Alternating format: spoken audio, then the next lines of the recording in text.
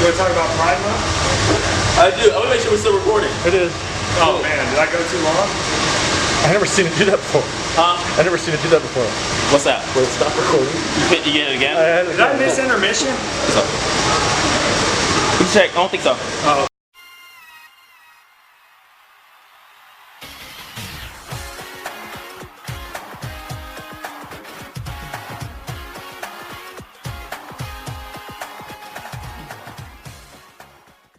Hey, this is Holla. I'm ready. Come on, ready. Hey, what's up, players? This is WWE Hall of Famer Teddy Long, and I just want you to know that you're watching the Jeffrey Show live, and that's real talk, players.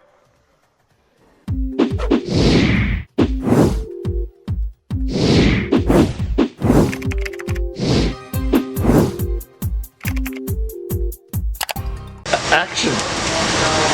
This is Jeffrey Taylor from Jeffrey Show Live, and I finally have the one and only. I may feel a little sleazy saying this, but Daddy? You know. Have I never done your show before? Never. We've done videos, pictures. Yeah. But Can I vape on your show? you can't? Is it just vape? It's nothing. I don't do all that. I like my nicotine. I like my nicotine.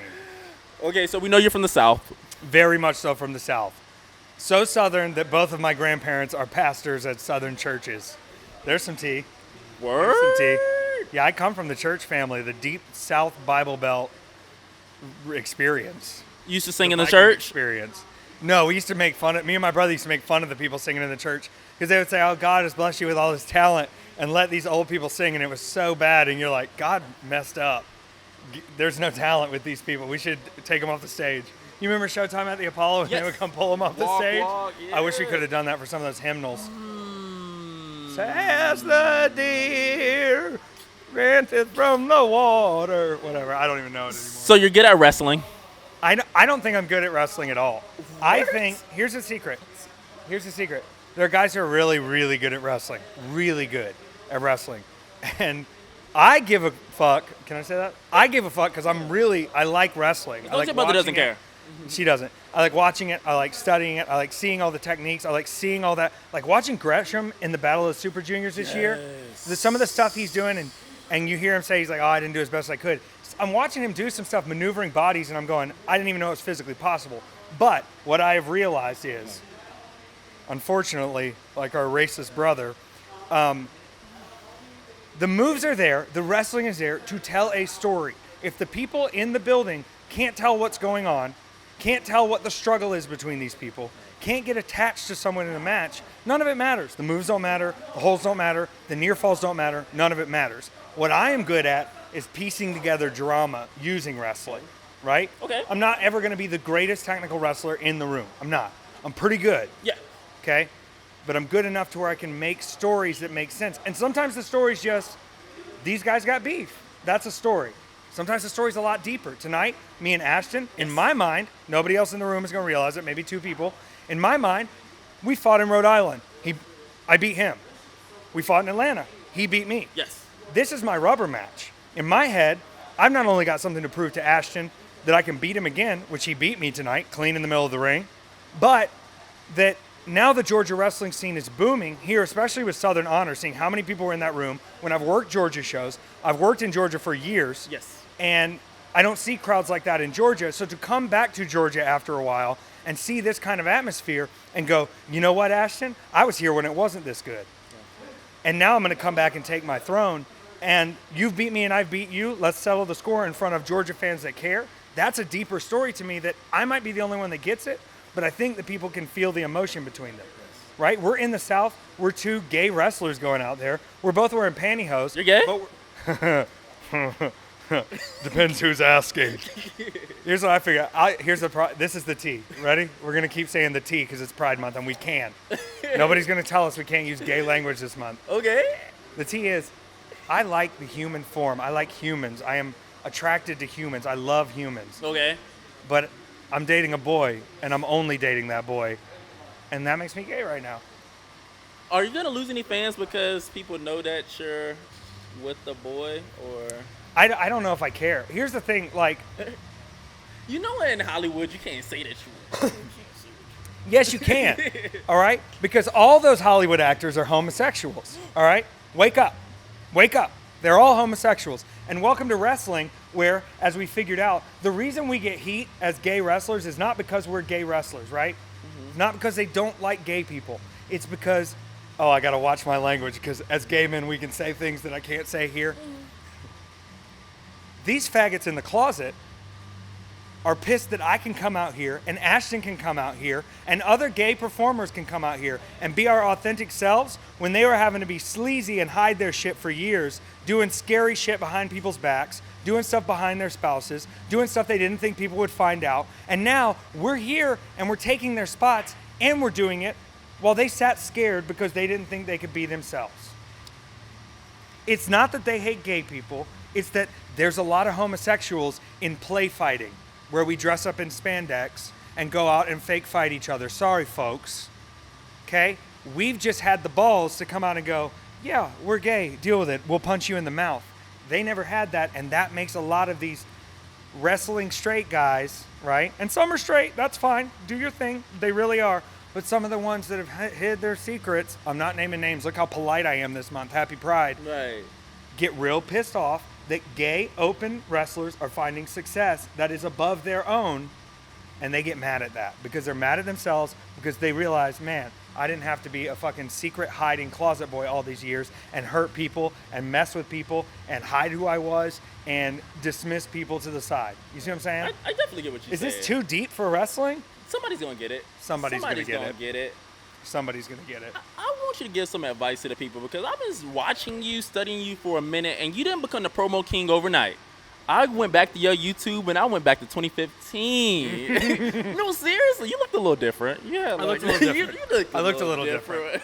And you was wrestling in Georgia. What advice do you have with people that just think that you just popped off, that it should just happen right there? Like, they think that where you're at right now just happened because you definitely... Because the come up was fast, right? The come up was fast. You said it. Here's the thing. You said it. I celebrate 5 years of wrestling constantly in August, right? People think I've been in this game a lot longer than I have, but I have been in this game a while. And when it was 2014, 2015, 2016, and I'm going to these shows, and I'm getting payments, and I'm doing everything I'm supposed to do, and I'm losing money, and I'm selling a few shirts, and I'm seeing how people are reacting, I'm going, man, is there something about my product that needs to change, or is it the eyes on the product, right? Why aren't these people noticing me? Why aren't my emails getting read and responded to for bookings? I know I could fit in here. I know I could work here. I know I could impress here, and you have to kind of like, I don't want to say just like shut your doubters out, but you have to realize like, okay, everybody's running their own business and what works for them. Maybe right now it doesn't, but I'm just going to keep doing the same thing. It is not the product I'm putting out. It is the eyes on the product. And I believed that. And I kept taking it to the next level. And I kept investing in myself, folks. No one, and I say this again, no one watches your cell phone promos. Not a single person in the audience sees a cell phone promo and says, I should buy a ticket. No one. What do? I invest money. I pay a camera crew, right? I do it like the 80s. I get my camera crew, I set them up, I tell them the vision, we record 8, 10, 12, 15 promos. I have all my promos for the next months. I make sure they are professional. I make sure the sound is right. I put music to it that makes sense. Everyone's a little bit different. Sometimes you get weird with it. I got the weirdest promo I've ever made coming out. Well, maybe not the weirdest. A pretty weird promo coming out for my match with Orange Cassidy in Tennessee. That is, I'm going to show you in a minute because it's not out yet, but it's it. And taking it and going, okay, if the product looks professional, they are more likely to pay and show up because you are presenting something professional. I don't want to go pay for something when I know it's going to be low rent budget, hold my phone up. I don't want to do that. And we have to treat the people who are paying money to come in this door with a little bit more respect. Absolutely. To say, if we're going to provide the best in-ring product, the promotional material we put out should also be of that caliber. If you cannot meet that caliber, I think you shouldn't do a promo at all. Is that a hot take? That's real. Maybe, but I've seen some promos where I go, I really don't want to see how this goes. Because if the promo's this bad, then the match ain't going to be much better. You see what I'm saying? Right. The product you're putting out should be reflective of the product that people are going to get when they show up. So yeah, did I lose money for years making videos? I for sure did. But I stayed with it. And I stayed with it. And I started to realize that the normal path everybody takes on wrestling of, okay, you go here, and then you go here, and then you sign a little contract, and then you work in somewhere, and then you do a tryout, and then you go here, and then maybe you work here a while. None of it is real anymore in 2019. It is not. There are guys signing exclusive contracts that can't pay all their bills. There are guys working for Ring of Honor that still have a full-time job. There are guys taking Evolve contracts that are making less than me per show and aren't allowed to work shows. Ask yourself what this business is about. There are companies that are really over on the internet, right? They don't draw any people. They don't make any money. You got guys that are working at these big time promotions and you go, what are they paying you over there? What are you getting over there? How are the crowds over there? Crowds are great. We're not making any money, but it's over on the internet. Sorry, man. If you're out here working and putting your body on the line and you're bringing people in, I looked out tonight. I was being an asshole. Ashton's over here at Southern Honor. Over. I said, I got to be an asshole. But I still saw people in Effie shirts. I still saw people that showed up because they wanted to see Effie. And it might be 2 people or 4 people or 10 people. But if I know people are paying to see me, I'm doing something correct. You can't worry about being over with everybody, but you'll start bringing more people in. My thought now is wrestling fans are going to show up. I've been saying this for years, right? The card might be a little different. There might be a big star at the top. Right. You got to ask yourself, okay, were these people not going to show up if this person wasn't on the card, or were they going to show up because they came to watch wrestling, right? They're most of the time going to show up every show. These are hardcore wrestling fans. People get it misconstrued that I don't appreciate hardcore wrestling fans. Right. I love hardcore wrestling fans. Same. I'm a hardcore wrestling fan. But look around you. Look at the shows you're at. Look at the people you're with. Look at the wrestlers you're with. What are you doing to build the show to be bigger, to make more money, to fill out more seats? Everybody says, I got to go work for this promotion. It's cool. I got to go work for this promotion. Yo, you don't draw at your own promotion. You don't draw in your own hometown. Why do you think going somewhere else is going to make you over? Figure out how to fill your own building before you think you can go somewhere else and just get over by proxy. Why aren't we working to ground roots build wrestling? Why aren't we working to get the other 98% of people that aren't paying to come to wrestling shows? Not because they're not interested in wrestling, but because they don't even know what's going on. They don't know what's happening. While we're sitting here on Facebook sharing posters to the fucking wrestlers on the show. Come see my show. Oh, 40 likes. Oh, that's every wrestler in that state. No one saw your product. No one knew the show was going on. How do we get out into the community and tell people wrestling is happening? Because I believe in my heart, whether you're a wrestling fan or not, there's enough of a circus here that you will find something you enjoy. You may not like every match. You may love every match. You may find one match you really like. But if we're not even getting the people here or letting them know what we're doing, then we are failing and failing and failing. Why is the WWE in a mess right now? Because they've been relying on nostalgia for a very long time. And now that The Rock is gone and Brock's on his way out and Triple H is about to retire and Randy doesn't give a shit and CM Punk's gone and Stone Cold's gone. All these guys are gone that we have really built our stardom around. Cena's gone, right? What are we left with? We're left with everyone being a mid-carder and the number one star is that fucking logo, okay? People have to get over, you have to provide something new and different. You have to let them know why they should come. You can't just say, remember what happened then? Remember? Remember when Stone Cold was in the WWF? Remember when The Rock was here? Look, it's a retrospective. You can't do it. You have to keep pushing. You can't keep doing the same thing. You can't look at what worked in wrestling a year ago, 2 years ago, 20 years ago, 30 years ago and say, it's going to just keep working.